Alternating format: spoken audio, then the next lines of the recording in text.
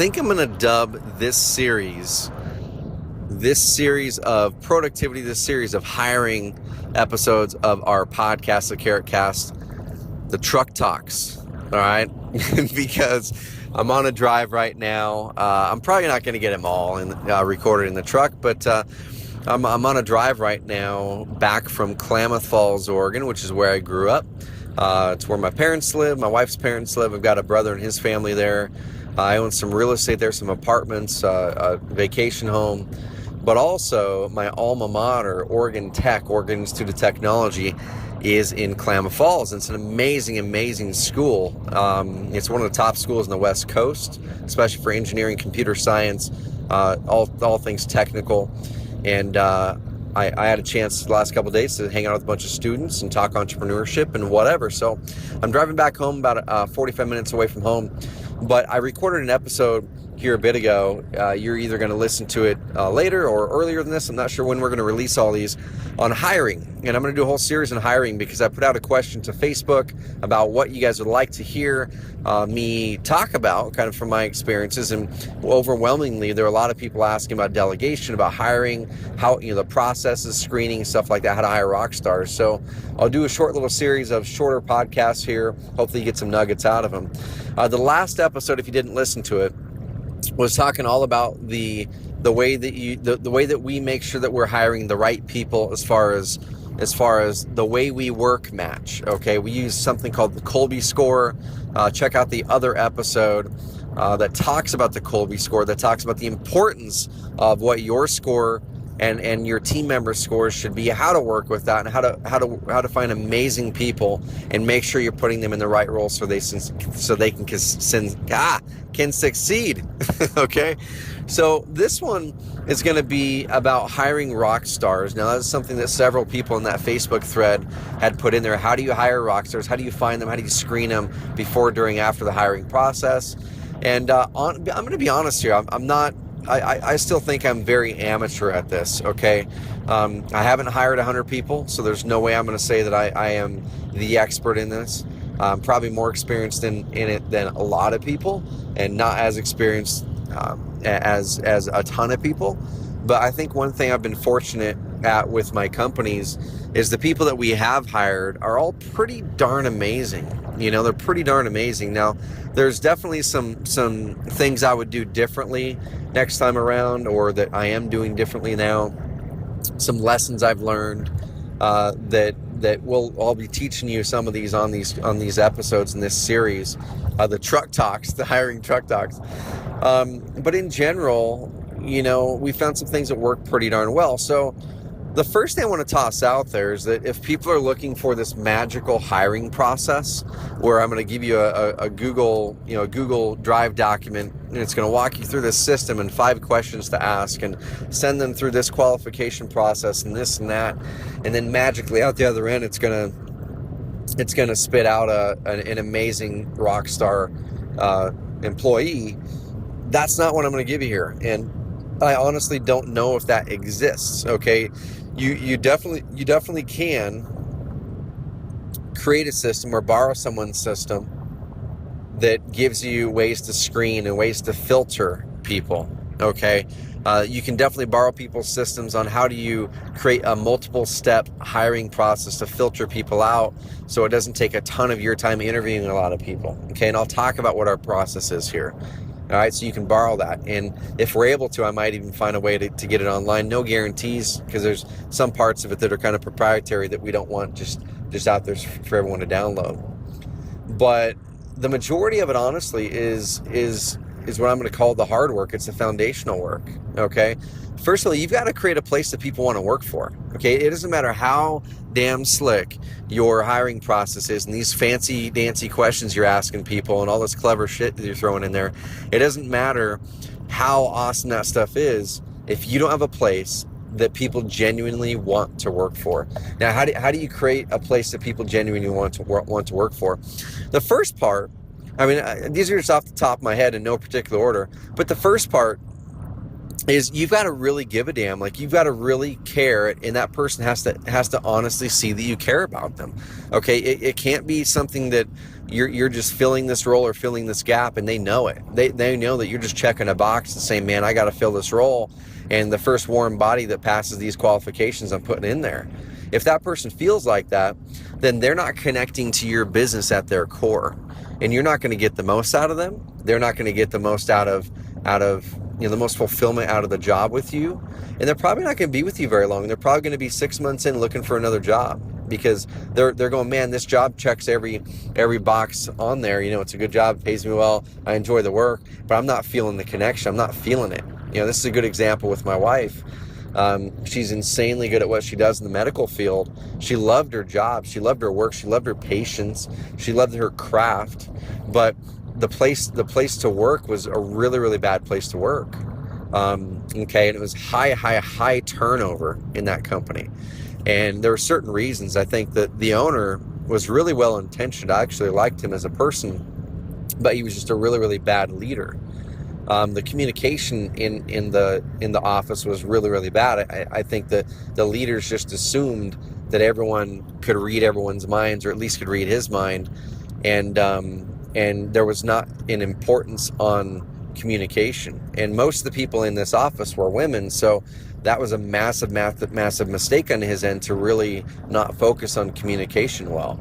Okay, so anyway, you can definitely have everything check the box, but if you're not connecting at the core with that person, it's an amazing place to work, then you're already dead in the water. So how do you make an amazing place to work? Well, there's lots of examples of this, of companies that have done all kinds of things, and especially in the kind of new age business world that we're in, where you're not a cool company unless you have a ping pong table, the prototypical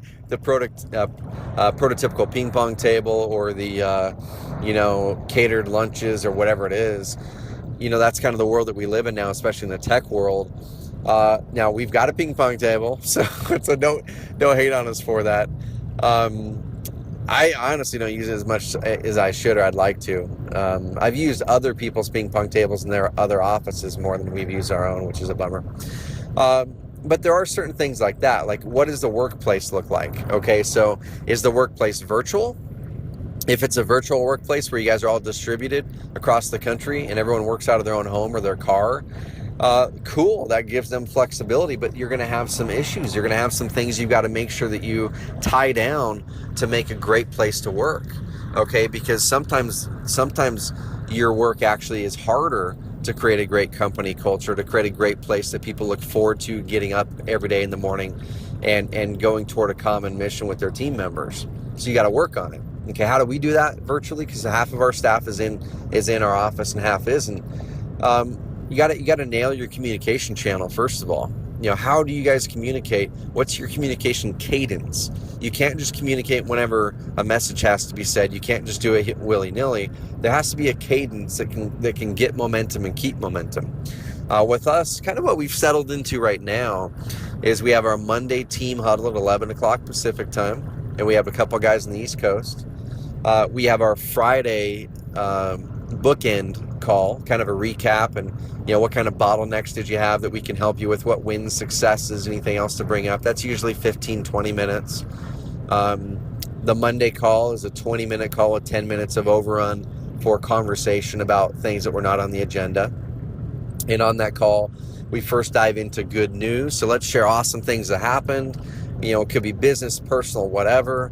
That really helps us all to get to know what each other are doing and just kind of stay in touch with what each other are doing personally. We always make sure that people have their faces on the Google Hangouts when we do a Google Hangout for that Monday team check-in. It can't just be a written thing or a phone call thing. We really want to see people's faces. It adds humanity to that transaction or to that relationship. Okay. The next thing we dive into is KPIs. So there's certain key performance indicators that in order to grow a team, people have to know what their scorecard is. People have to know what success means in their role. So you've got to come up with some sort of key performance indicators that indicate whether they're succeeding in their role or not. Because if no one can tell or can track whether they're succeeding or not, it becomes very, very it's not something that's motivating. It's demotivating, because they just feel like, man, I'm just doing my work. I feel like I'm doing good work, but I can't really tell, if the bosses think I'm doing good work, or, how do I get a bonus or stuff like that. So you got to have keep KPIs and put people in charge of ownership of those KPIs, that they understand their job is to do X, X, Y, Z in that KPI each month or each quarter. And if they excel, awesome. They're going to be handsomely rewarded, maybe with bonuses or something like that. If they continually and consistently fail at them, then of course it's probably not a fit for the company. And there needs to be a very clear expectation, even if it's an amazing person, that's the likely end game if that happens. And that's only after you've given them a chance and you're trying to structure things and make sure that they're in the right spot, whatever.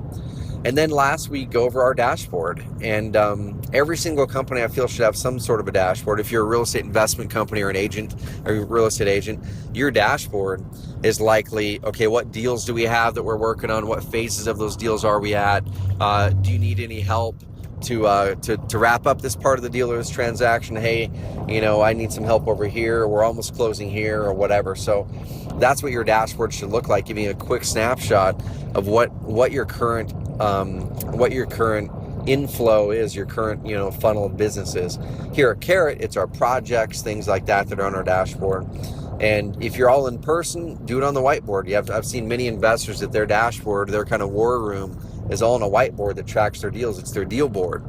Okay, it could be your CRM if you're using Podio, or it could be your project management system like Asana or Basecamp or something like that. Okay, you should have some sort of a dashboard that tracks basically the projects you're working on or the things you're working on as a business, and review them on Monday just briefly. Okay.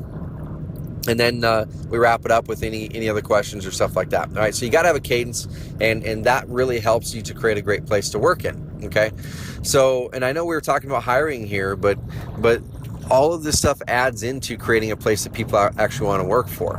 Okay, other things you can do to make a great place to work for, to make it easier to hire rock stars, is show them how much they can grow in your company. One thing that I've found is rock stars in general they definitely value achievement and compensation. If they're on sales or whatever, they definitely value those things in a big way.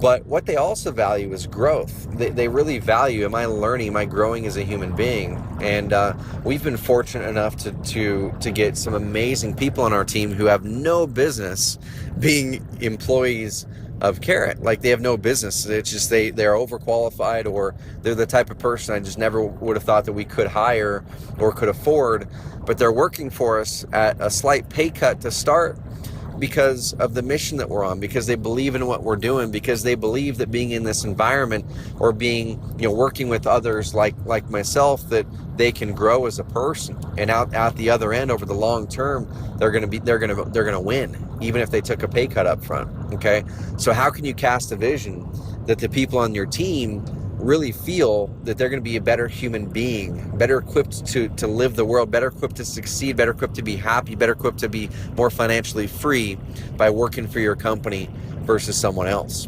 Okay, and that's far beyond the paycheck.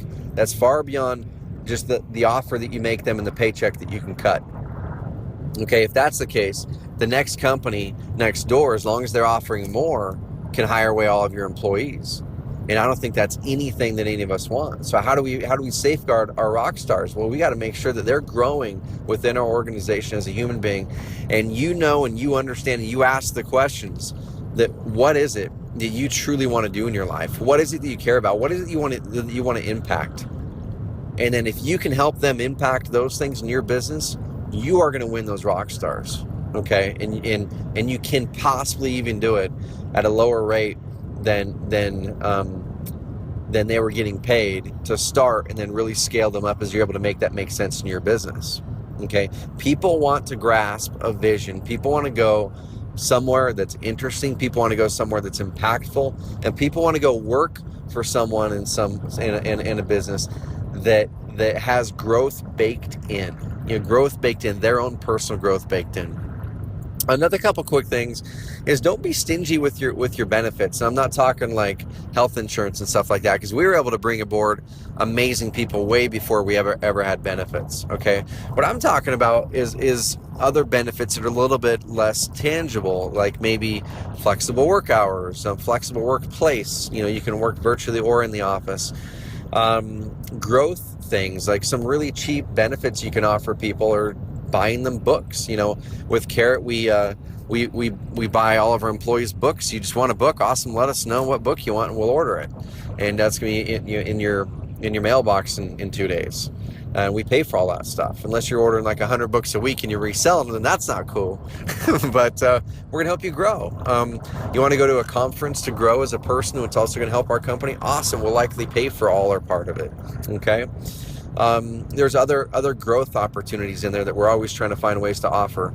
We know that oftentimes the younger generation really cares about making a difference. They want to make an impact, and oftentimes they'll want to make an impact at the expense of their paycheck sometimes, at least to start.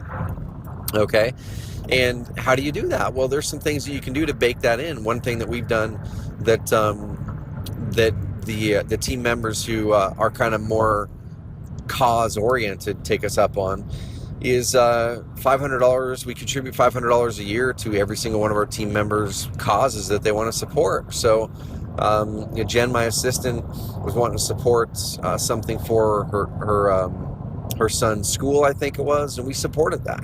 And it was donated in her name. It wasn't donated in Carrot's name so we can sound cool and get a sponsorship. It was donated in her name so they can feel good about contributing toward this cause. So how can you help your team members or cast that vision that the things they care about, those causes, working for this company is going to help them make a dent in some of those. Okay. Some other things that really help attract those rock stars.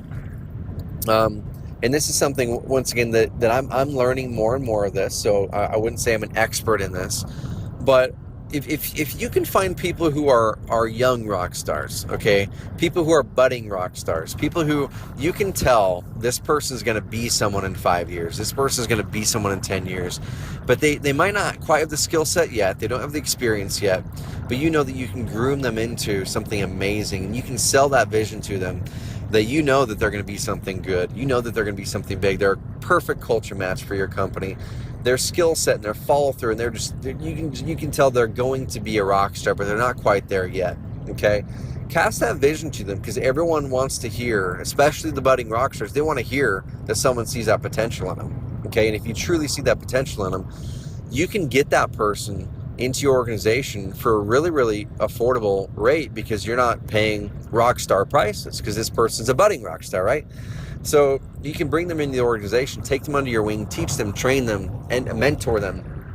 Okay, and there's going to be some work and some time there, but if it's the right person, it's a budding rock star, they are going to excel at a very, very fast pace. That's people like Alex on my team, and there's other people on the team as well that just budding rock stars. They're not there yet, but they accelerate their learning curve so fast.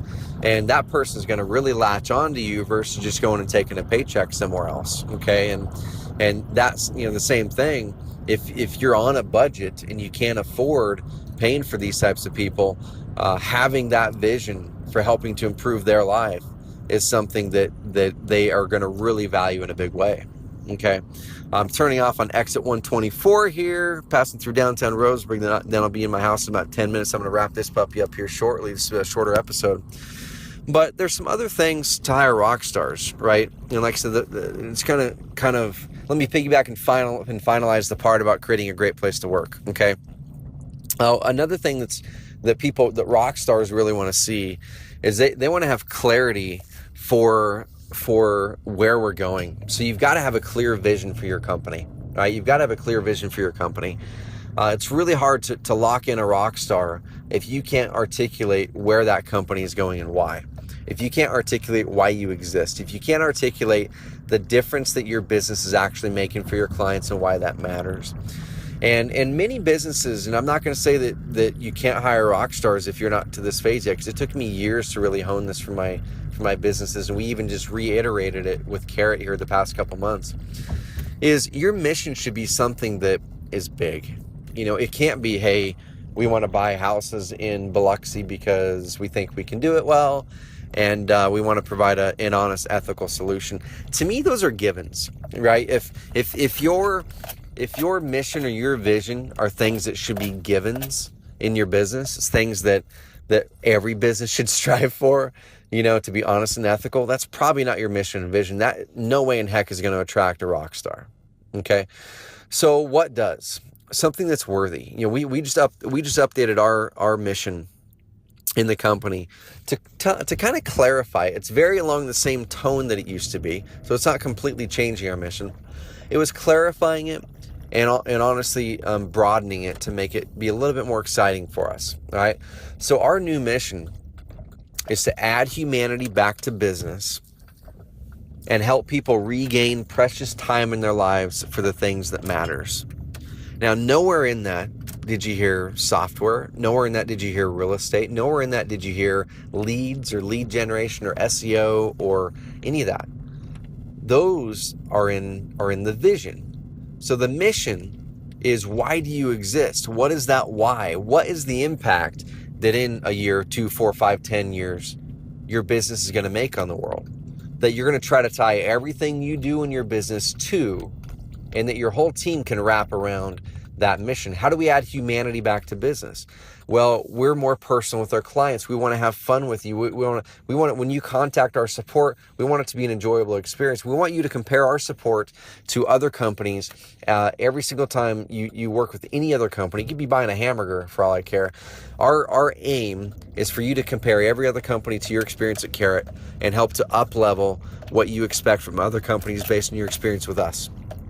Okay, and if you're listening to this right now, we have an amazing reputation in our industry for that. We get so many doses of awesomeness sent to us every single day that it's overwhelming that we're doing the right things. But we also got a little bit behind the hiring curve, and I did. I'm going to take that. I'm going to own that one fully. I got behind the hiring curve. So we got in some pinches where we weren't getting back to some live chats as quick as our expectation is, and maybe some of the conversations weren't as deep and meaningful and loving as we want to and as we have in the past. So that mission helps to lock our entire team around why we exist. We're always trying to add humanity back to business.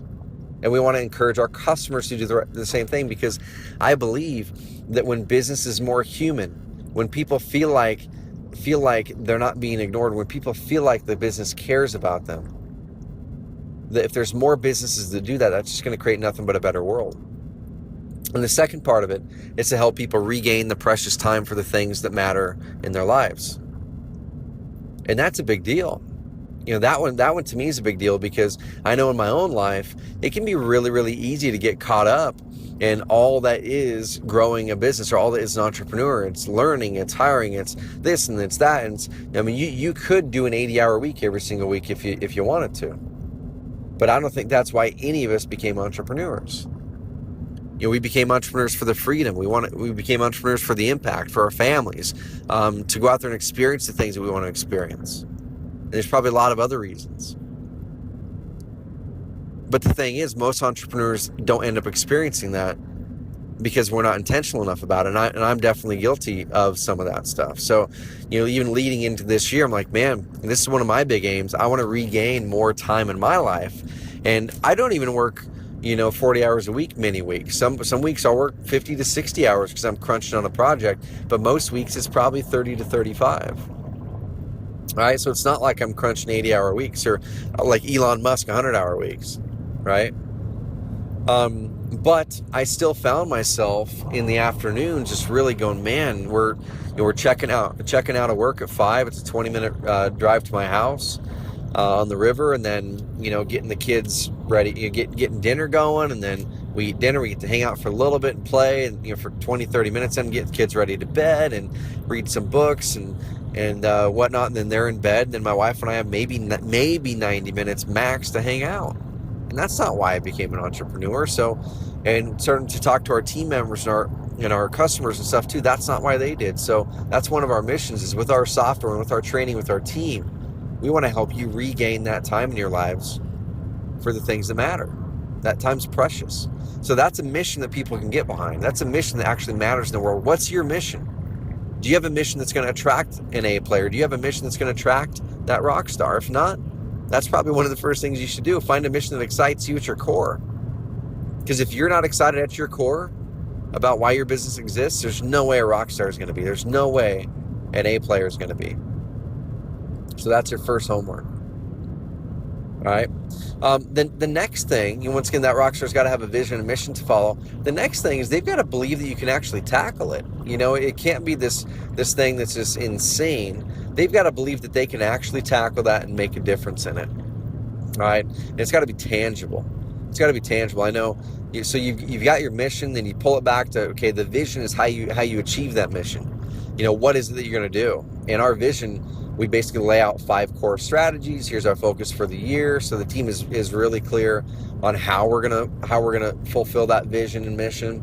And then we roll it back into the projects and the efforts within the company that each quarter we're gonna focus on. So A players can really see the clarity out. Okay, here's the mission. Here's our vision on how our 5-year vision on how we're going to be playing that out. Here's what our core focuses are for this year, for this calendar year. And then cool, I can completely see how I can make an impact in this business. I can see how I can improve this stuff. I can improve this stuff. And that's one of the things that you'll find from A players, from those rock stars, is when you're asking them questions, they're not people just saying, they're not just repeating back the things that you already know about your business. They're not just repeating back the things that they could find on your website. They're coming to you going, you know what? I found this though, and I'm really concerned about this. What do you guys think about this? Or they're going, hey, I noticed this. Why don't you guys do it this way? Or why is it that you guys do it this way?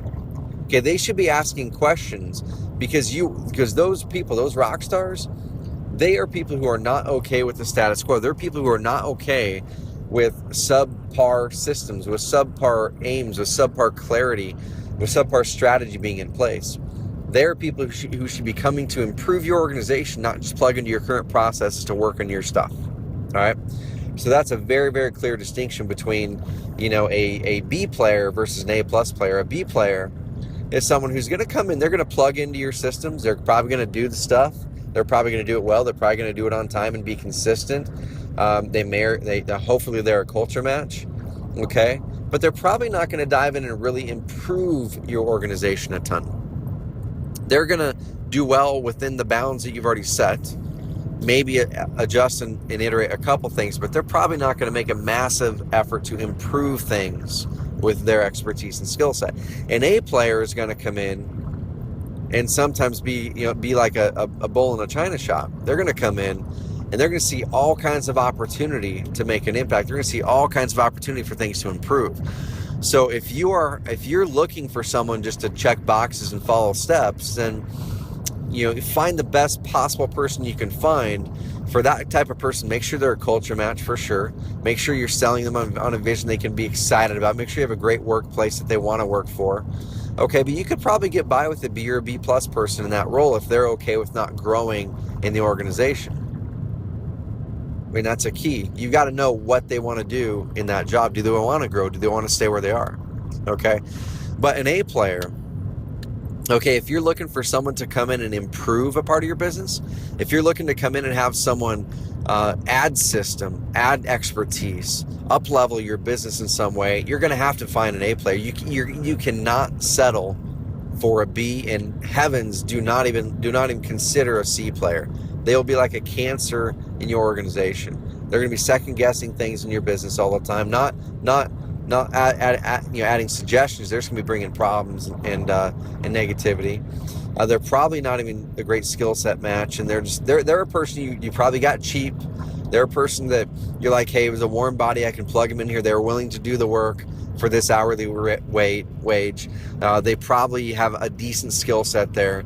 But they're probably going to be a cancer on your organization, drag you down. Get the C players out and get them. They should be in an organization in a role that they can thrive in if it's not in your company. All right, so those are really key differentiators. You've got to look for exactly what you need in your business, and don't have expectations that aren't realistic. If you bring in a B player thinking they're going to bring in all kinds of ideas and change your business, you're going to be disappointed. If you bring in an A player and think you're going to you're going to have that person just follow your processes and systems, and you don't want them to iterate them and improve them, then you're going to get really frustrated and they're going to get frustrated and they're going to leave. So how do you go about building that team? The first thing I would do is whip out a piece of paper. Okay, right at the top of that piece of paper, what your company mission is. Now, it's probably going to take many iterations on this. Okay, don't put the pressure on yourself that you've got to come up with it now. It took us 18 months to 2 years to iterate to where we are, and I'm sure in probably another 2 years we'll probably iterate it again. Okay, the core thing that you should be looking for with what you write in that paper is this thing exciting to me, and does it hit me at my core? Like, am I already baking this into everything I do in my business and life? All right. Once you find that, then you know that you nailed it. Okay, put it in there, get excited about it, because it's something you're already excited about. It's not something you're making up. All right. And then just keep on iterating it. Keep on iterating until you found it right. Because you've got to have a mission that you're going for, that the A player can believe in, that great team players can believe in. If you're an investor and you're doing 5 deals a month, what is that mission? Our mission is to fundamentally change the way that Phoenix houses are sold and bought, and improve the home buying and selling experience for thousands of residents. Like, that's pretty cool. That's pretty darn cool. Our vision, how are we going to do that? Well, the way that we're going to do that is by building a insanely great team that cares about the client, by being the single best marketer in the entire business, and whatever, being the most credible source that shows up to that seller or to that buyer, upholding the best experience for the client possible, like whatever it is. And then you dial it back and go, okay, what are the things, what are the initiatives, what are the projects we need to put in place this year to actually fulfill on those things? Okay, so have those in place in a basic level, at least your mission. Because that's something your employees, your team members can sink their teeth into. They can get excited about. People will leave their jobs for a more exciting mission on the other side of the fence. Okay. Second thing, identify in your business if you're looking for someone to up-level your business in a certain spot or just plug into a role. If you're looking for someone to up-level, you're going to have to really go through a lot of applications and make sure that you're going for A players only. If you're looking to plug someone in a spot, B players are okay. Okay. And then third, what you're going to want to do is find, kind of write down the places that you will look first to find those people. Because usually the best people that you'll find, the A players, are likely going to be coming from your current network at the start. Okay. So that's one of the big important things about building a network. Anytime, God, this is one thing I'm always doing. I don't really collect fancy things. I collect people. I'm a people collector. So anytime I see someone who I just see something in that person. I see a lot of potential in them. I see a potential for leadership. I just see they're amazing. Even if I don't see a position in the company, in our company, for them right now, I plant the seed. I'm doing this all the time. I'm like, man, I'm just going to be upfront with you right now. Now, I just think you're awesome, and I think you have such a great skill set here. We're going to find a way to work together someday. I don't know how it's going to be. You're either going to be an employee here, and I'm going to help you reach your mission, your goals, and we're going to nail that together, or we're going to find some way to work together, man. But I just so am connecting with where you are, in your skill set. Like, I am always planting those seeds with people, and I let them know. I'm like, I don't know where it's going to go. It might not go anywhere. It might be just, hey, we're going to be friends or acquaintances, but you never know where these things go. And I'm planting seeds like that all the time, because when that time comes to fill a role, you've got all these seeds planted. They know that you're a person who's excited. They know that you're a person who has mission, who has vision, who is someone that man, if that person came to me and offered an opportunity to work for them, I'm going to actually look at that and think about it. That's a big deal. So always plant those seeds. And that's the first place that I always go to hire. Okay. With us, we tap our local network here in Roseburg. We've built a really good network of people with our young entrepreneur group. We send an email out there to everyone. I always hit up my Facebook stuff a few times, okay? Because oftentimes people that are following you on Facebook, if you're being inspirational and you're being a good leader, they'll listen to what you're doing and they want to work with you. Another thing that we do is we have our customer list and prospect list here at Carrot that we always email our job opportunities out for. So what can you do there? Are there, if you're a real estate agent, are there appraisers or title people or other agents or assistants here or assistants there, or your clients that you can reach out to and say, hey, I know you've worked with me in the past. I really enjoyed working with you. We're really growing. We're doing some exciting things over here right now. I think for the right person, this role that we're hiring is going to be amazing. We're going to be so looking forward to growing with that person. Here's a link to this job description. We're going to be taking applications here over the next several weeks and hopefully bringing aboard an amazing person. I thought you might know someone who might be a fit. And that's the way that I always pose it, is you might know someone who might be a fit. Even if I think that that person is a fit, sometimes I won't be overt and I'll just say, hey, I know you know some amazing people. I thought you might know someone who might be a fit for this. That person sees the job then and like, shoot, I might be a fit for that. So that's something I'll do all the time. Especially if the person already has a job. That's something I'll do a lot. If the person already has a job, I'll kind of use that one. All right. And then the next thing that I'll do is I'll create a really good and thorough, and you guys can see the way that we do it. So go to oncarrot.com/careers, and based on the time that you see this, there's going to be certain jobs open, certain ones not. But you'll see a pretty darn thorough job description. You want to be very thorough and very specific. One thing that I always do, pardon me while I unroll my window to open up our gate at our house. 1 second. One thing that I'll do, listen to this, listen to the crickets. The crickets and our little stream running through our front yard. So one thing that I'll do is I always start with the culture, okay? Because culture fit for us is the very most important thing. So start with the culture stuff. Talk about your company. Show some cool pictures. Get them excited about the culture first, okay? If they're excited about the culture, they're going to read the rest. And then walk through the skill set that you're looking for. Because if they don't have that skill set, they're probably going to bounce. So you want to make sure they have the skill set. Next, walk through what the average day in the life is for that person. Okay, walk through what your average day is going to be like. Now you get into, after that, now you get into benefit, you get into, hey, this competitive compensation, blah, blah, blah, whatever. And then what you do is have them take the first step. So what we do is we say, email these exact things, like we give very specific instructions, email these exact things to this email address. And we kind of throw in a gotcha in there. We see if they pay attention to detail.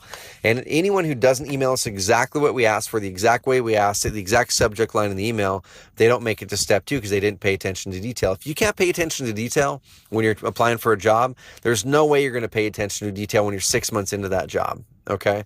So the next thing is then we pass them through that next step, and you guys can check some of it out. But our first real step is if they submitted everything correctly and their resume and their cover letter all looks okay, and they seem like they're a good person, we pass them all to step 2. And even by this time, I'm not involved in it at all. We wrote some canned replies for step 2 that advance people, certain check boxes that our team goes through. And if they follow these, and if they feel like it's a culture fit themselves, and if they seem like they're a good person on there, then they advance them. I don't touch any of that. Okay. So your team members are actually vetting the culture fit of these hires. And then the step 2 is a hard one. Like, this is something where for our team, like, it's not going to be easy to apply for a job at Carrot. It's probably going to be several hours in getting this stuff together for our company based on the role you're applying for.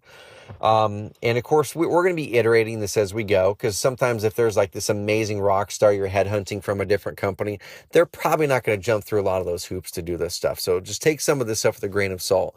It depends on the type of role and the type of hoops you want to make people jump through. Okay. But for this one, we start to get, we have everyone submit a video interview. Okay. We say cap it at 3 minutes, tell us these exact things, ask them a hard question, ask them a question like, on a scale of 1 to 10, are you weird? Or what is the most awkward experience you've ever had in your life? Or what is the hardest thing you've ever had to go through in your life? Or what is the thing that you're most embarrassed about yourself? Or what's the thing that you're most proud about yourself? Something like that knocks them off of their normal thought process, so they get uncomfortable. You want them to be uncomfortable in that video so you can see what it feels like, so you can see how they react. Okay. The next thing is we always do a couple random things in there, depending on the role. Like one that we're hiring out right now, we had 20 something really good applications. We've narrowed it down. We had a lot of applications, actually. We've narrowed it down to a handful of in-person or Skype interviews. With that role, we had them build a website. Like we had them physically build a website and create a life list on that website and some other things. Okay. With us, one of our core values, several of our core values feed into a life list, right? It's be adventurous and creative and open-minded, have fun, all kinds of things, consistent, never-ending improvement.